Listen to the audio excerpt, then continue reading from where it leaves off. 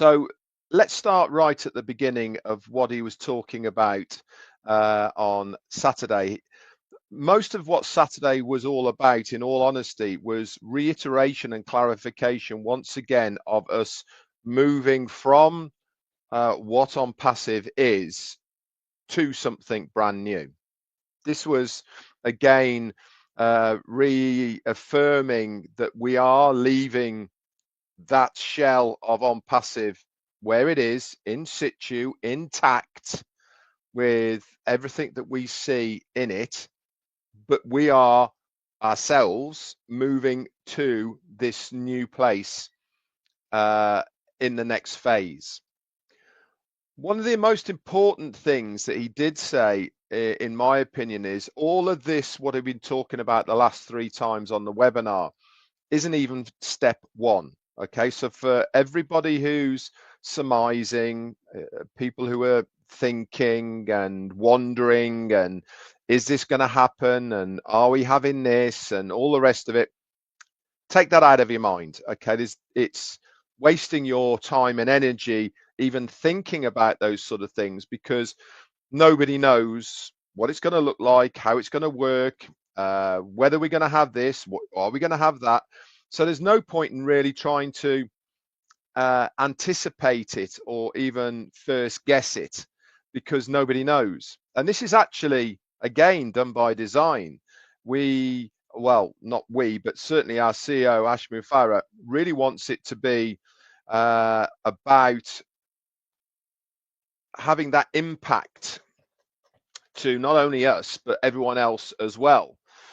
This is part of the strategy, of course. It's because he doesn't want anything to leak out so that people know what's going on. But more importantly, he wants it to be extra special for so many people when they see it for the first time. We should take comfort from his words of what we are going to is better than what we have had. Now, I was certainly one of the people that was very happy with what we had. For me, it was a business that I could get my teeth into, I could utilize, I could go out into the marketplace and make it, for me and my family, a very good business. But knowing I'm going to get something that's better than that, that excites me. That really does start getting me going. And we need to understand that all of the things that are happening at the moment are just preparation. They are laying that groundwork. They are basically getting rid of what was and preparing us for what is. And that's where we need to have our focus, is on transitioning from there to here. Don't worry about logistical semantics or how's this going to happen and are we going to see this and can I do that. It doesn't really matter, because knowing the CEO that we have, Ashmi Farah, like I do, he will make sure that everything is given to us clearly, concisely, and there will be a system format to follow to go to the next phase. Again, guys, don't worry about things like, are we going to have to pay again? Are we going to see this? Are our teams coming with us? Blah, blahs. Okay. It doesn't matter at this stage about those sort of bits and pieces of information. They're only things that we will all find out at the same time. I don't know it. Chris doesn't know it. Marty doesn't know it. There's only one person that knows what's going to happen, and that's our CEO, Ashmi Farah. So there's no point in trying to second guess it. If there is people out there who are already saying this, that, and the other is going to be there, all the rest of it, they don't know either. They are just trying to utilize their, I suppose, position to gain either more followers or more clicks or whatever it may be. But I can assure you that nobody knows anything. So if there is people out there saying something, money, this is going to happen, etc., just brush it off. Don't even worry about it, because it's something that is not of anyone's knowledge at the moment. So I would just cast that to one side for now, because nobody knows. One of the other things that I really liked was he actually did mention one of our products, didn't he? He mentioned about O Connect, if you remember. And he said, what have I told you, that we are not going to be using O Connect in the future? How would you all feel? Now, I know that caused a little bit of shock amongst a lot of people. You know, I can understand why it would have done, because it was a good product, it worked very well, and why not utilize it once again? Because it worked, really. At the end of the day, there's nothing wrong with it. I believe that the reason he brought this in is because he knows that there is going to be something that is better. And he said this: what if I told you I will give you something that is 300 times better than that of O Connect? Now, I think we need to start realizing that the names that we associate OnPassive with and the products that we associate OnPassive with aren't going to be called that or the same as that moving forward. What they're going to be, I don't know. Nobody knows. But I do think we are still going to have digital services and products. I still think we're going to see physical products and services as well. And in how all this works in and marries together, I don't know. But if we're going to something that's going to be way better than what it was, then we should be excited for what is coming. One of the things as well that he was trying to explain in a logical sense was really about the evolution of businesses. Now, I've been in business myself. Many of you people are there as well. And if you have been in business, you really do understand the angle he was coming from on Saturday, as far as how to explain things that happen within business. Most entrepreneur businessmen, they have an idea of a business, of what they want to do, and they start that process of making that business. That is their idea. It's what they want to happen. So they go down the route of whatever it is that they're doing to make that business happen. Now, that is the idea stage of it, and that is how they process the business going forward. And when it comes to that launching of the business, all that work is done to get to that moment. Now, here is what our CEO was saying, and it happens all the time, that you can have all the work, you can have all the ideas, you can have all of the tools, all the services, all of the knowledge base and the workforce, etc., to get to that point of launching that business. But there's never any guarantees that it's going to be a success. And he used the analogy of a rocket launch and it not working first time. I can assure you, in business, this happens all the time. Your idea and your hard work leading up to that launching day and how it's meant to roll out doesn't always go to plan. Now, how you process that and how you move forward from that, that is the true test of your entrepreneurial business mind, your determination, your grit, your desire to want to make it successful. Okay, that is really what we try and teach people, is that keeping going forward momentum is what makes people successful. Don't take my word for it, by the way. Get on the internet, okay, and just type in what makes a successful entrepreneur, okay, and I can guarantee you one of the parts of what makes a successful entrepreneur is the keeping going forward and not giving up. That is one of the key elements of any successful business, any successful entrepreneur, is that ability to keep on going, keep on pushing forward until you become successful.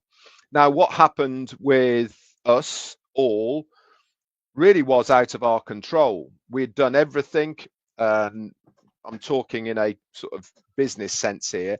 We'd done everything to prepare for what was going to happen.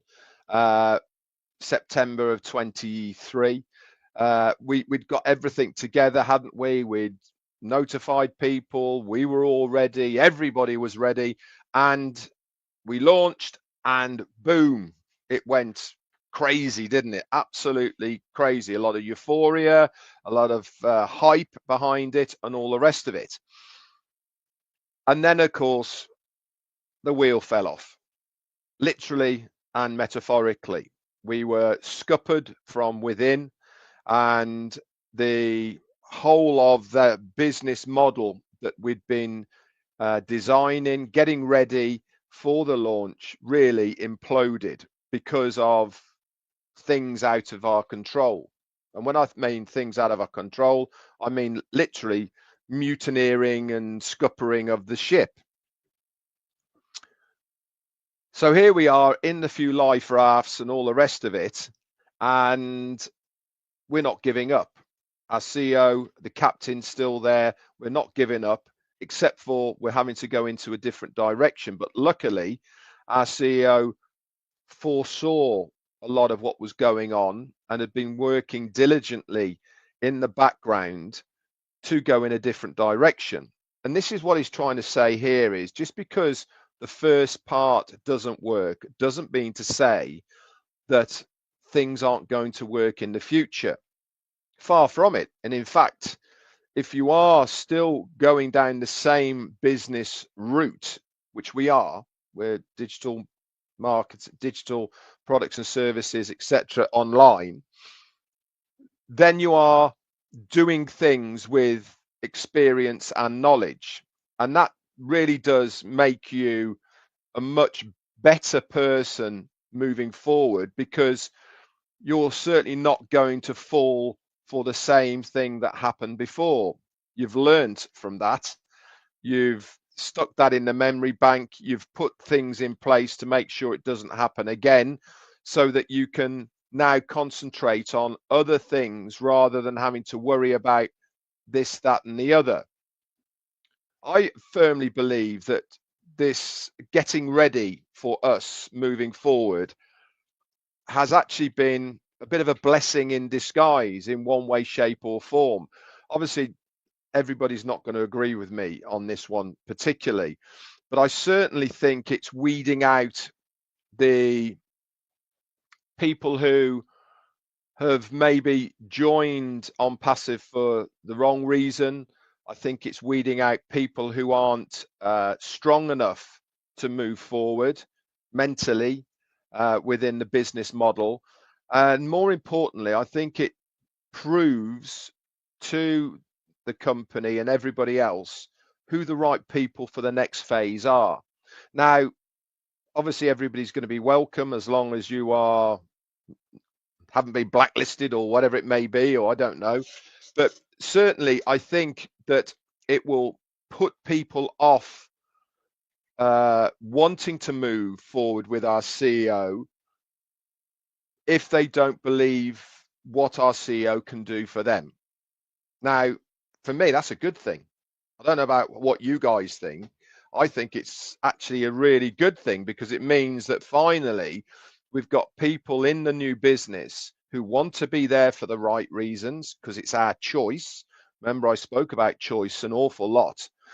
But also it means that we are there with the right heart, with the right humanitarian part of it. And of course, we all want to make money as well, but we're there for the right reasons.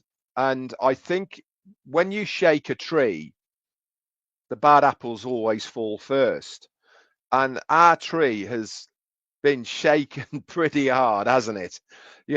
So I think this is a good thing that it's happened now, because it's certainly given the business the ability to weed out a lot of people that maybe shouldn't be there in the first place, who maybe have been brought in to the business by unscrupulous other founders with promises they should never have made. And this is what's caused an awful lot of anxiety and anger amongst many people, because they were promised by people that this, that, and the other were going to happen, and it hasn't. If I was brought into OnPassive in that manner, I wouldn't be too chuffed either. But this is why I suppose, looking backwards, that what's happened now has given the company the ability to sift out a lot of that dead wood, so that when we are moving forward into the next phase, and we will be told this, how it's going to happen, what we're going to have to do, etc. So don't worry about that. Then the ones that move forward are going to be the ones that want to, number one, that are prepared to do what is necessary in the next phase, that is two, and going there with a very open mind that they are not freeloading, that there is going to be a business there, yes. There is going to be something for everybody there, yes. But it's not a freeloading holiday. So many people were told, you join, you're going to get this. Okay, that's not what this is all about. We are being given in this next phase something that is going to be way better than it was, but I am sure there is going to be a certain element of things that we will have to do as well. So I am looking forward to it. I am looking forward. I'm up for the challenge, guys. Can't wait to get my teeth into what is going to happen. I think it's really important for us all to literally start preparing mentally for what we are going to do. I had a quick chat with Chris today before he went on live, and I said to him then, I said, with what I've learned over the last 6-7 years with OnPassive, I know now that my ability is good enough for me to go out there and do whatever's necessary for me to be successful in this next phase. We've all evolved, I suppose, throughout our journey of OnPassive. I certainly have, and I think that, I've learned to hone my online talents better because of it. This is going to stand me really in good stead, I suppose, for moving forward. Now, is everyone going to be on a level playing field in the next phase? Yeah. When we first start, everyone's going to be the same. Okay. And then it's up to you. You're going to be given everything, and you decide how you utilize and leverage everything that's there. I don't know what it's going to be there, but I know one thing is that everything will be there for us to utilize to the best of our ability. I think it's also important to understand that we're not walking away from OnPassive and what it is there. It is also important to understand that our CEO is determined to make things right from what happened with OnPassive. Now, it's not going to happen overnight, guys. Okay, it's not going to be tomorrow or very much in the future, but he is going to make everything right. And what do I mean by that? I mean that any monies that are owed to people will be paid to them with what they are owed. Any people, workforce, etc., that were owed money that wasn't paid to them, blah, blah, blah, that's going to be sorted out. Any governmental disputes will be sorted out. All of these things that were associated with OnPassive, okay, will be set to zero. Once that's happened, then he can decide what he wants to do with the OnPassive shell, I suppose, and then he can decide on his own what he wants to do with that. But to have that assurance from our CEO that he wants to make everything right fills me with a lot of pride, I suppose, or certainly a good feeling knowing that the ones that had commissions in OnPassive are going to receive their money at some point, including myself, by the way. You know, I will hold my hands up now and say I've got commissions that are tied up in my wallet there. Of course I have. Am I focusing on that? No, not at all. I'm focusing on what's going to be better than that. And I believe Ash is a man of his word. And I believe that he will be doing exactly what he's told us he's going to be doing. And I'm absolutely cool with that. I'm very relaxed about it, in fact. I am very happy that he is going down that route because, in all honesty, he could have gone, OnPassive's dead.